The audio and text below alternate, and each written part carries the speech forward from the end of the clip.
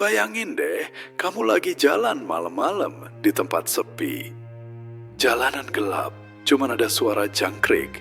Terus tiba-tiba kamera HP kamu nangkep sosok putih berdiri di ujung jalan. Sosoknya diem aja, rambut panjang nutupin muka, bajunya lusuh. Dan yang lebih bikin merinding, dari kameranya kedengeran suara lirih, "Tolong, jangan pergi."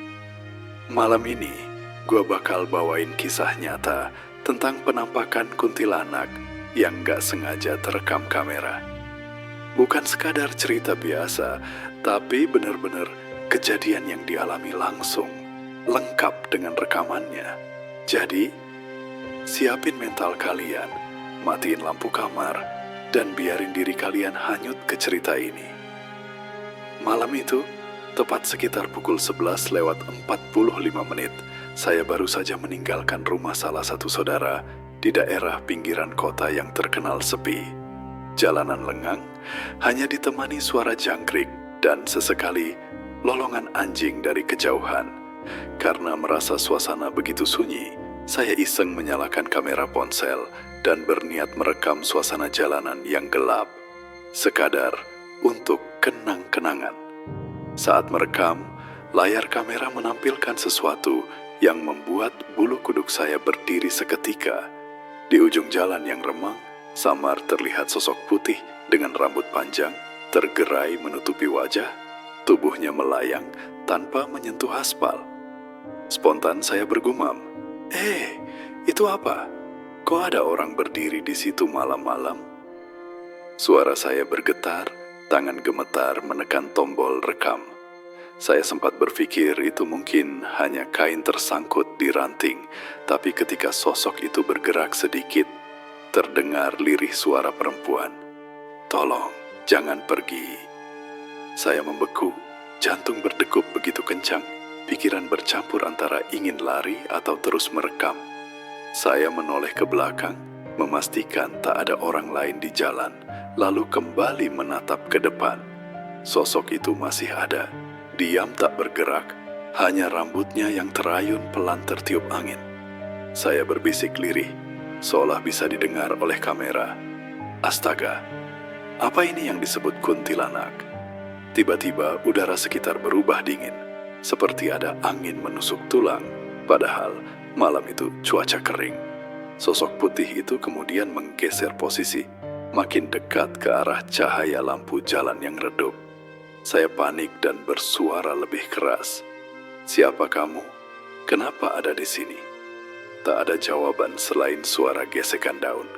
Saya coba menenangkan diri, memegang erat ponsel, dan langkah kaki saya mundur perlahan. Tapi di detik itu pula, kamera merekam jelas. Matanya yang merah samar menatap lurus ke arah saya. Sebelum akhirnya sosok itu menghilang secepat kilat tertelan kegelapan. Nafas saya tersengal, tubuh gemetar, dan satu-satunya kata yang keluar adalah, "Ya Tuhan, barusan apa yang kulihat?" Malam itu saya tak berani lagi berhenti. Segera saya percepat langkah menuju motor, menyalakannya, dan melaju meninggalkan jalan yang sepi itu, sambil kamera masih menyala merekam kegelapan kosong, seolah menjadi saksi bisu kejadian mengerikan yang menempel di ingatan saya hingga sekarang.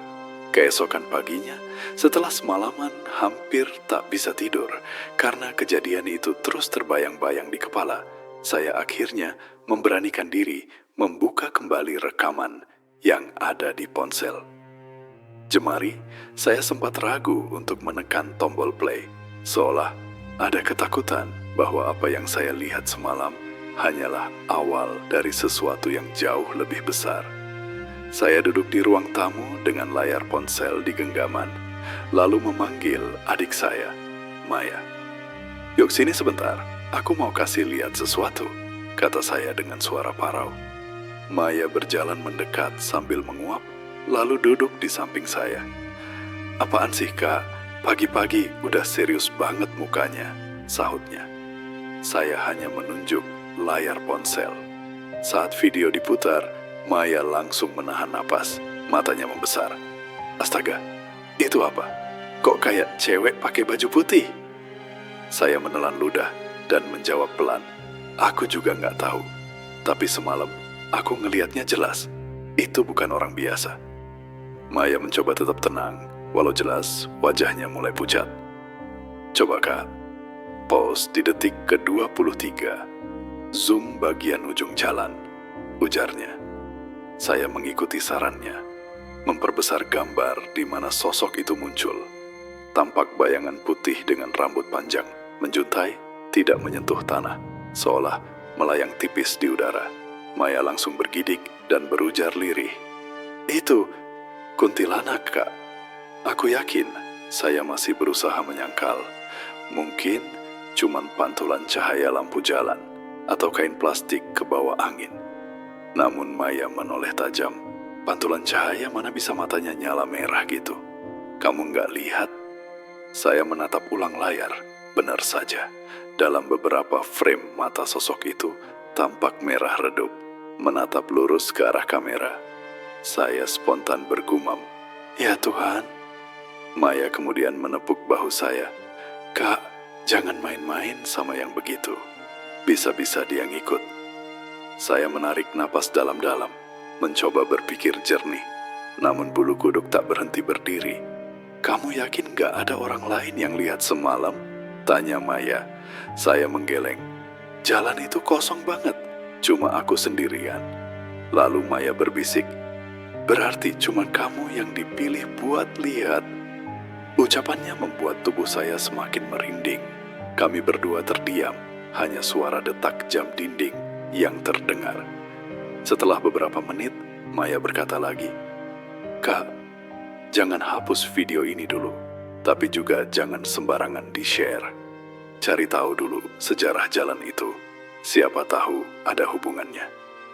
Saya mengangguk pelan, lalu menyimpan ponsel ke saku, mencoba menenangkan hati. Namun, dalam hati kecil saya tahu, rekaman itu bukan sekadar kebetulan. Sosok putih itu seolah memang sengaja memperlihatkan diri pada saya. Dan dari tatapan matanya di video, seakan ada pesan yang ingin disampaikan, entah apa. Sejak saat itu, rumah terasa jauh lebih sunyi. Setiap suara kecil membuat saya waspada, dan bayangan sosok itu terus menghantui pikiran. Rasa penasaran bercampur takut akhirnya membawa saya kembali ke jalan itu 2 malam setelah kejadian pertama. Saya tahu betul ini keputusan gila, tapi ada dorongan aneh yang membuat saya ingin memastikan dengan mata kepala sendiri, bukan sekadar rekaman ponsel. Malam itu, sekitar pukul 12:30, saya mengajak Maya ikut menemani. "Kak, kamu yakin mau balik ke sana?" "Aku nggak enak." Rasanya kayak ditarik sesuatu, kata Maya dengan wajah cemas. Saya mencoba menenangkannya, meski jantung sendiri berdegup tak karuan. "Tenang, kita cuma lihat sebentar, rekam, lalu pulang. Kalau memang ada, biar jelas. Kalau nggak ada, berarti cuma perasaan." Maya menggenggam erat tangannya. "Tapi jangan lama-lama ya Kak." Kami berdua berjalan pelan menuju tikungan yang dulu saya lewati. Kamera sudah siap di tangan.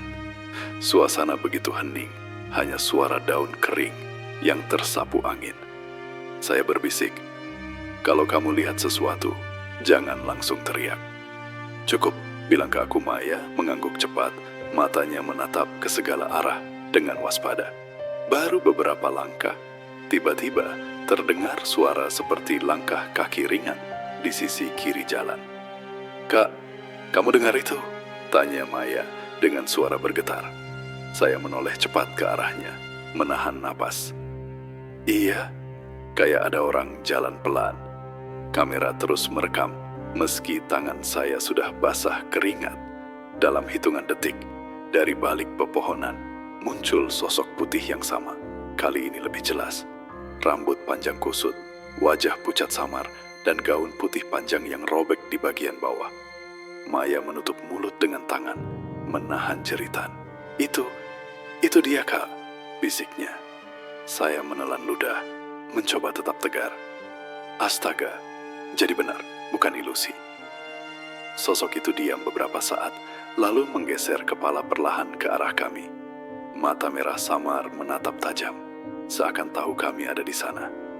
Saya spontan berkata lirih, "Maaf, aku cuma ingin memastikan aku nggak ganggu." Namun sosok itu justru mengeluarkan suara lirih, hampir seperti tangisan. "Jangan tinggalkan aku." Maya langsung memeluk lengan saya, tubuhnya bergetar hebat. "Kak, ayo pergi, aku nggak kuat." Saya menoleh sekilas ke arahnya, lalu kembali menatap sosok itu. Tapi dalam sekejap, ia menghilang begitu saja, lenyap di telan angin malam. Kamera sempat menangkap cahaya putih yang memudar perlahan, lalu hanya kegelapan yang tersisa. Kami berdua berdiri terpaku, tak percaya dengan apa yang baru saja dilihat. Nafas saya berat, keringat dingin membasahi punggung, dan satu-satunya kata yang keluar adalah, "Ya Tuhan, ini nyata." Kami segera berlari kembali menuju motor tanpa menoleh lagi, meninggalkan jalan itu dengan perasaan campur aduk antara takut dan penasaran yang makin besar. Sepulang dari kejadian malam itu, saya benar-benar tidak bisa tidur. Rasanya setiap kali memejamkan mata, wajah pucat dengan mata merah samar itu muncul di benak saya, lengkap dengan suara lirihnya yang terus terngiang. "Jangan tinggalkan aku." Keesokan harinya, saya memutuskan untuk mencari jawaban. Saya bergabung di salah satu forum komunitas supranatural lokal di media sosial dan memberanikan diri mengunggah potongan video yang saya rekam. Tidak lama kemudian, komentar demi komentar mulai berdatangan. Ada yang menuduh rekaman itu editan, ada juga yang justru merasa yakin itu penampakan asli. Dari sekian banyak komentar, satu nama menarik perhatian saya. Seorang anggota bernama Banu menuliskan, "Lokasi itu memang angker, Mas. Dulu pernah ada kecelakaan perempuan di tikungan situ. Katanya meninggal di tempat. Rohnya gentayangan sampai sekarang." Saya langsung menanggapi dengan pesan pribadi, "Banu, kamu serius? Bisa ceritakan lebih detail?" Tak lama kemudian, balasan masuk. "Iya, sekitar 2 tahun lalu ada perempuan muda kecelakaan motor di situ. Katanya, dia sedang pulang kerja malam. Banyak warga yang bilang, sejak kejadian itu, sering terdengar suara tangisan cewek di jalan, atau terlihat sosok putih berdiri di pinggir." Saya membaca pesan itu dengan tangan gemetar. "Jadi, yang saya lihat bisa jadi dia?" tanya saya lagi. Banu membalas cepat, "Kemungkinan besar iya. Kamu orang kesekian yang berhasil merekamnya. Cuma biasanya orang-orang takut ngaku." Saya menelan ludah, menatap ponsel dengan mata tak berkedip. Rasa takut dan penasaran makin bercampur. Malam harinya, saya menceritakan hal ini pada Maya. "Mei, ada orang bilang perempuan itu dulu meninggal kecelakaan di jalan itu. Jadi kemungkinan besar yang kita lihat rohnya," kata saya lirih. Maya terdiam cukup lama, lalu berkata, "Berarti dia nggak tenang, Kak. Pantas aja matanya kelihatan merah, kayak marah atau minta tolong." Saya mengangguk pelan. "Ya, tapi kita nggak tahu apa yang sebenarnya dia mau." Maya lalu menatap saya dengan wajah penuh kecemasan. "Kak, aku takut kalau dia ngikut pulang. Sejak malam itu, aku sering mimpi buruk.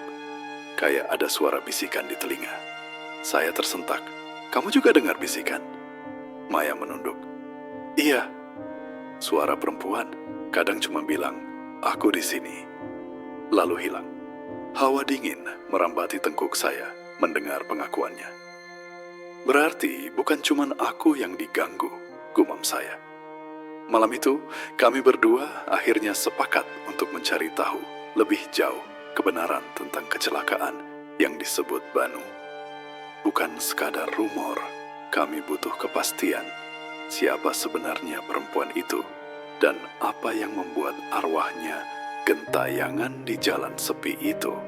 Keesokan harinya, setelah berdiskusi panjang dengan Maya, saya memutuskan untuk mendatangi salah seorang tetua kampung yang sudah lama dikenal masyarakat sekitar. Namanya Pak Harun.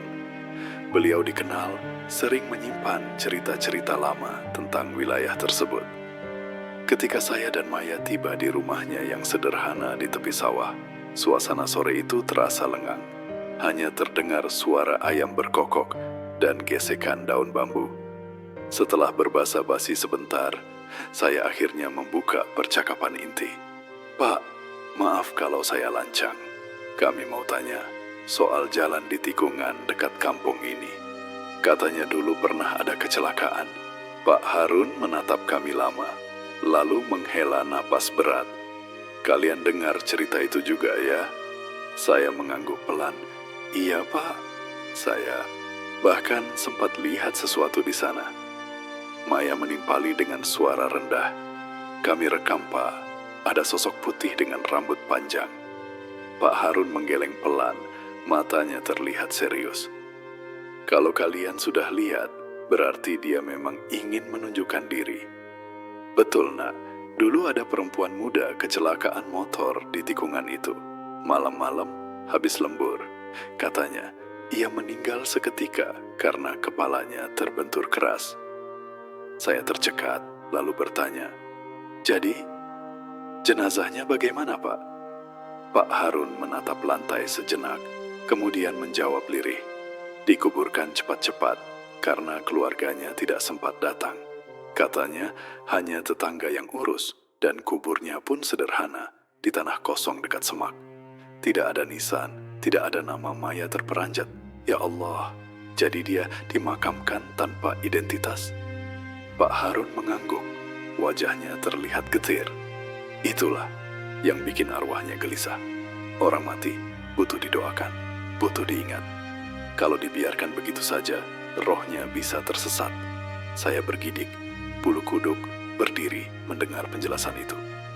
"Apakah mungkin itu sebabnya dia muncul di kamera saya, Pak?" tanya saya pelan.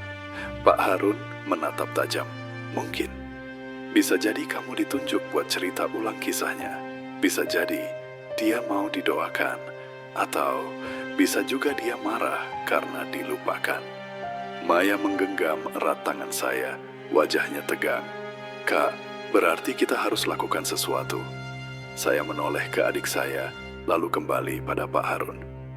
"Kalau kami ingin bantu, apa yang harus dilakukan, Pak?"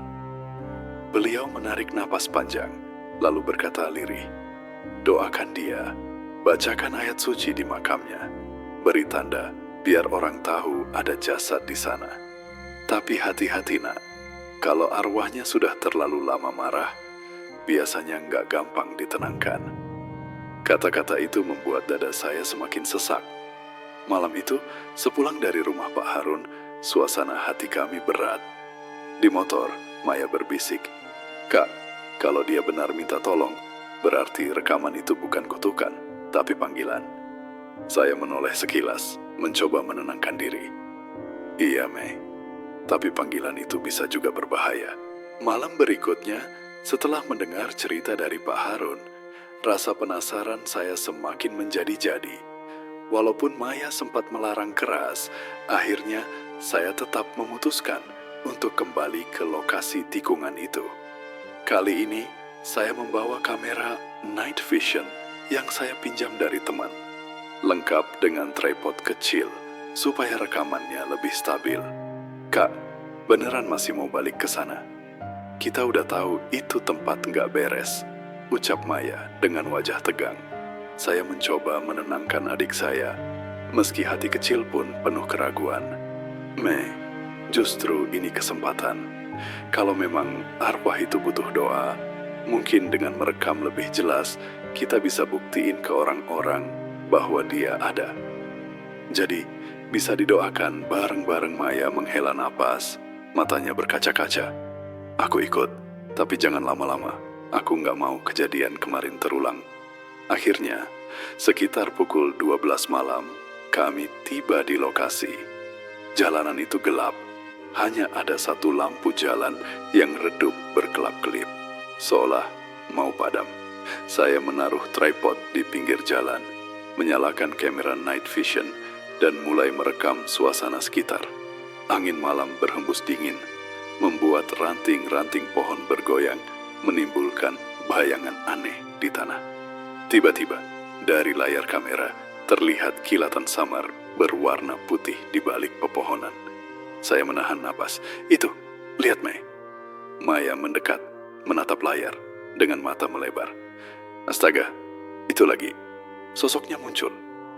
Kamera menangkap sosok perempuan dengan gaun putih lusuh, rambut panjang menutupi hampir seluruh wajahnya. Tapi kali ini, lebih jelas terlihat bahwa kakinya tidak menyentuh tanah.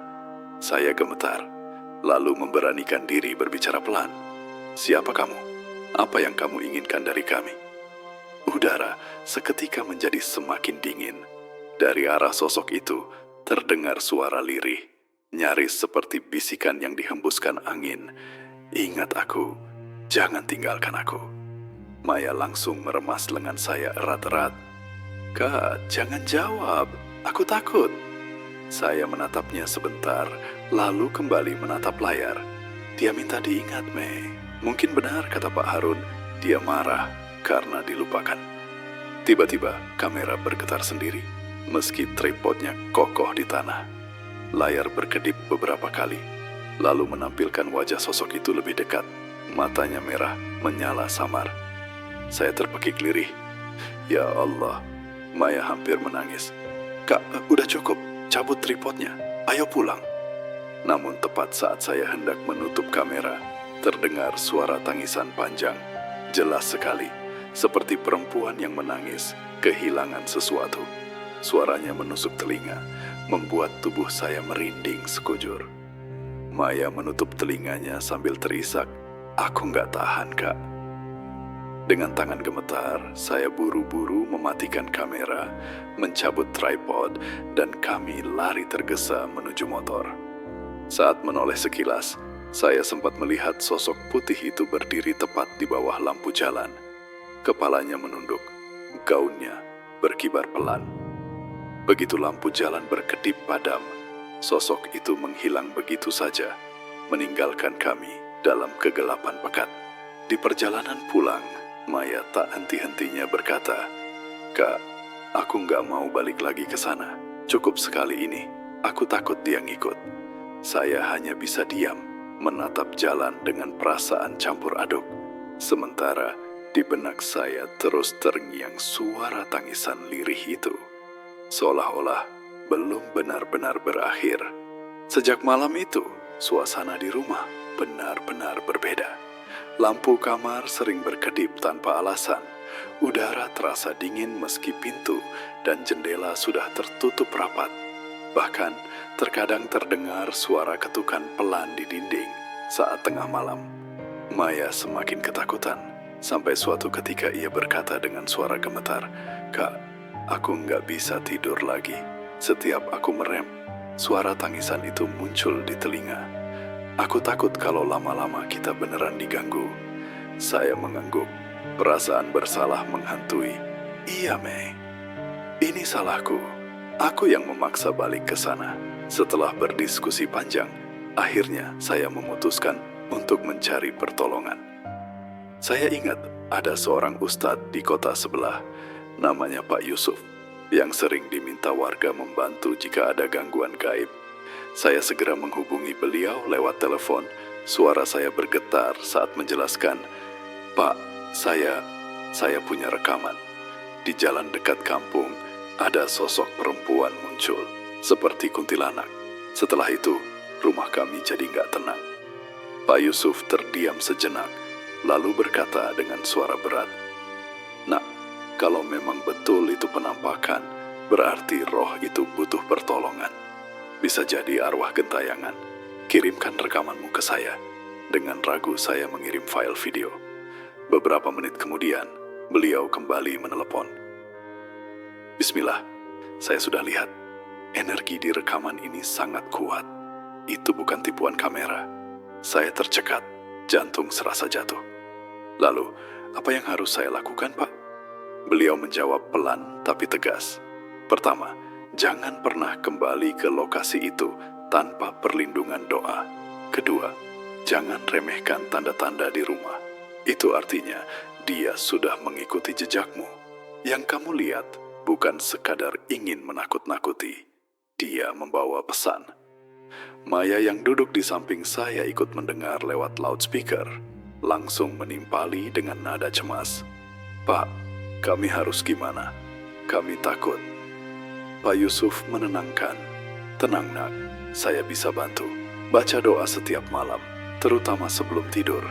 Jangan biarkan rasa takut menguasai hati. Nanti saya akan datang langsung. Kita doakan bersama di makamnya." Saya menelan ludah. Jadi benar, dia itu korban kecelakaan yang dimakamkan tanpa nama? Pak Yusuf menjawab, "Besar kemungkinan begitu. Arwah yang tak tenang sering mencari cara agar orang ingat padanya. Bisa lewat tangisan, bisa lewat penampakan. Tapi kalau dibiarkan, dia bisa semakin marah." Saya mengangguk, meski beliau tak bisa melihat, lalu berkata lirih, "Baik Pak, tolong kami." Setelah menutup telepon, saya dan Maya hanya bisa saling pandang. Wajah adik saya pucat, matanya berkaca-kaca. "Kak, aku beneran takut. Aku gak kuat kalau tiap malam harus dengar suara itu lagi." Saya meraih tangannya, mencoba menenangkan, meski diri sendiri pun gemetar. "Tenang Mei, kita udah minta bantuan. Semoga ini jalan buat dia bisa tenang." Malam itu, untuk pertama kalinya sejak kejadian, saya membaca doa berulang-ulang sebelum tidur. Namun tetap saja, suara tangisan samar terdengar di luar jendela, seperti mengingatkan saya bahwa kisah ini belum berakhir. Beberapa hari setelah percakapan dengan Pak Yusuf, gangguan di sekitar rumah justru semakin menjadi-jadi. Hampir setiap malam, ada saja kejadian aneh yang membuat tidur kami tidak pernah nyenyak. Suara tangisan perempuan terdengar jelas dari arah dapur. Pintu kamar kadang bergetar sendiri, bahkan beberapa kali lampu mendadak padam, lalu menyala lagi seolah ada yang iseng bermain. Maya benar-benar tidak sanggup menahannya. "Kak, aku gak kuat. Tadi malam aku lihat bayangan putih di depan jendela kamarku. Dia berdiri diam, rambutnya nutupin muka, bajunya sobek-sobek. Aku langsung nutup mata pakai selimut. Wajahnya pucat, matanya sembab karena kurang tidur." Saya menelan ludah, mencoba menenangkan. "Sabar Mei, Pak Yusuf janji mau datang ke sini. Kita tunggu saja. Jangan panik, jangan tunjukkan rasa takutmu." Tapi jelas, saya sendiri pun tidak sepenuhnya tenang. Malam itu, sekitar pukul 1 dini hari, saya mendengar suara ketukan di pintu depan. Tok, tok, tok. Perlahan tapi konsisten. Dengan langkah gemetar saya mendekat, sementara Maya bersembunyi di balik sofa. Saya bertanya lirih, "Siapa di luar?" Tidak ada jawaban, hanya ketukan lagi. Kali ini lebih keras. Tok, tok, tok. Maya berbisik ketakutan. "Kak, jangan buka, itu pasti dia." Saya terdiam, jantung berdegup begitu kencang. Dengan hati-hati, saya mengintip lewat celah jendela kecil. Tidak ada siapa-siapa, hanya halaman kosong diterangi lampu teras. Tapi anehnya, bayangan putih samar terlihat melintas cepat di ujung halaman. Saya mundur dengan napas terengah. Ya Tuhan, dia beneran datang. Maya hampir menangis. "Aku gak mau tinggal di rumah ini lagi kalau begini terus." Saya meraih bahunya. "Tenang Mei, besok pagi kita telepon Pak Yusuf lagi, minta dia percepat datang." Esoknya, saya segera menghubungi beliau. "Pak, mohon maaf, tapi gangguan semakin parah. Suara tangisan makin jelas, bahkan seperti ada yang mengetuk pintu tengah malam." Suara Pak Yusuf terdengar serius. "Baik nak, malam ini juga saya akan datang. Jangan sampai ada yang keluar rumah sebelum saya tiba. Bacalah doa perlindungan terus." Mendengar itu, Maya sedikit lega, meski wajahnya masih cemas. Malamnya, sebelum jam 9, Pak Yusuf benar-benar datang dengan membawa kitab kecil dan beberapa botol air doa. Saat masuk rumah, beliau langsung merasakan hawa berbeda. Bismillah, memang ada yang mengikuti kalian. Energinya kuat sekali, katanya lirih. Saya dan Maya saling pandang, perasaan takut bercampur harapan. Pak, kami harus apa sekarang? Tanya saya dengan suara nyaris bergetar. Beliau duduk, menatap kami dengan tenang. Malam ini kita akan coba panggil arwah itu dengan doa. Jangan takut. Ingat, kita manusia lebih kuat jika bersama doa. Kata-katanya membuat bulu kuduk berdiri. Karena itu artinya malam itu juga kami harus berhadapan langsung dengan sosok yang selama ini menghantui. Malam itu rumah kami terasa jauh lebih mencekam daripada biasanya. Lampu-lampu dinyalakan semua, tapi bayangan gelap tetap terasa menempel di sudut-sudut ruangan. Pak Yusuf duduk bersila di ruang tamu, kitab kecil terbuka di depannya, sementara saya dan Maya duduk berdekatan tak jauh dari beliau. Udara tiba-tiba terasa lebih dingin, meski semua jendela sudah tertutup rapat. Nak, jangan takut. Malam ini kita minta izin pada Allah agar arwah itu diberi ketenangan. Kalian cukup ikut berdoa dalam hati, ujar Pak Yusuf dengan suara tenang. Saya mengangguk, mencoba menahan rasa gemetar. Maya meremas tangan saya erat-erat, berbisik lirih. Kak, aku takut kalau dia muncul lagi. Saya menoleh, berusaha menenangkan. Tenang, Mei. Kita bareng-bareng di sini. Pak Yusuf mulai membaca doa. Suaranya bergema lembut, tapi terasa kuat. Beberapa menit pertama masih tenang, tapi kemudian terdengar suara aneh, seperti rintihan perempuan yang datang dari arah dapur. Suara itu makin lama makin jelas, terdengar seperti tangisan yang memilukan. Maya langsung menutup telinganya. Itu suaranya, Kak. Suara yang selalu aku dengar.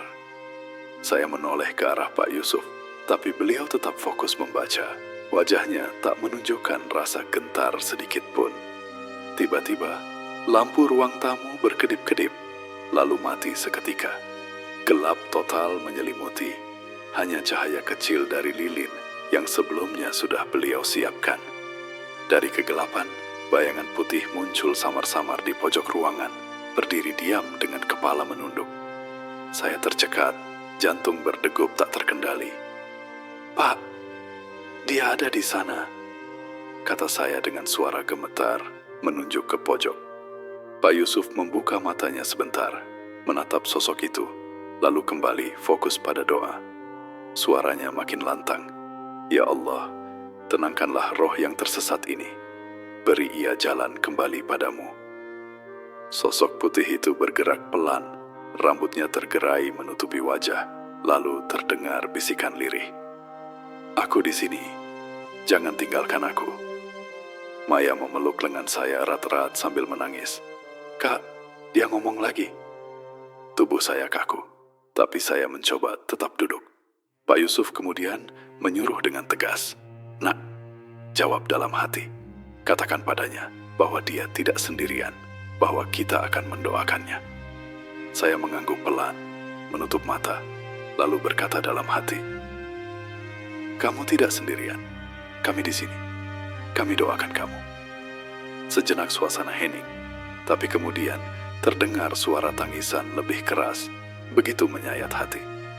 Lilin di depan kami bergoyang hebat, seolah ada angin besar yang melewatinya.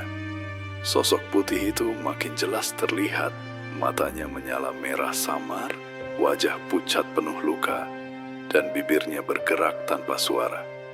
Saya hampir pingsan melihatnya, tapi Pak Yusuf terus membaca doa dengan suara lantang, menutup dengan ayat-ayat panjang.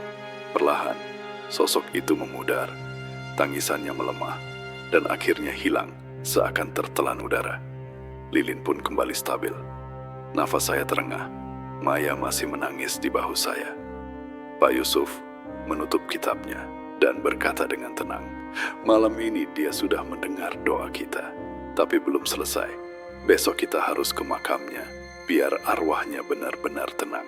Keesokan paginya, udara terasa berat saat kami bersiap menuju makam yang pernah disebut Pak Harun. Lokasinya berada tak jauh dari tikungan maut itu, di sebuah tanah kecil yang dikelilingi semak liar. Saya, Maya, dan Pak Yusuf berjalan perlahan, membawa air doa serta bunga tabur. Sepanjang perjalanan, Maya terus berbisik dengan nada cemas. "Kak, aku takut kalau sosok itu muncul lagi." Saya menepuk pundaknya lembut. "Tenang, Mei, hari ini kita bantu dia, supaya nggak ada lagi yang ganggu kita."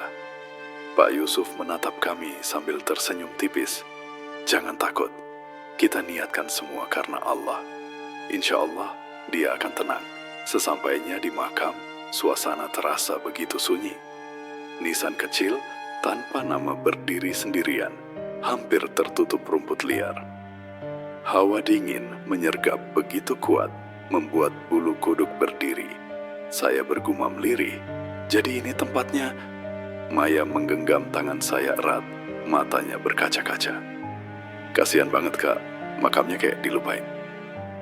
Pak Yusuf lalu duduk bersila di depan makam, membuka kitabnya, dan mulai membaca doa dengan khidmat. Saya dan Maya ikut menunduk, berdoa dalam hati. Angin berhembus kencang, seolah ada yang menyaksikan kami. Tiba-tiba, dari arah pepohonan terdengar suara tangisan samar, sama seperti yang sering mengganggu kami di rumah. Maya terperanjat. "Kak, suaranya lagi." Saya menatap Pak Yusuf panik, tapi beliau tetap tenang, mempercepat bacaannya.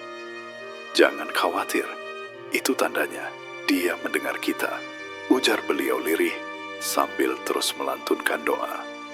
Semakin lama doa dibacakan, suara tangisan itu berubah menjadi lirih, tidak lagi menyeramkan, melainkan penuh kesedihan. Saya menutup mata, membisikkan dalam hati, "Kami sudah di sini, kami ingat kamu. Tenanglah." Perlahan udara yang semula dingin berubah hangat. Angin berhenti, dan suara tangisan itu lenyap sama sekali. Saat membuka mata, saya melihat kelopak bunga di makam itu bergerak pelan, seolah ada yang menyentuhnya dengan lembut. Maya terisak kecil. "Kak, dia udah pergi ya?"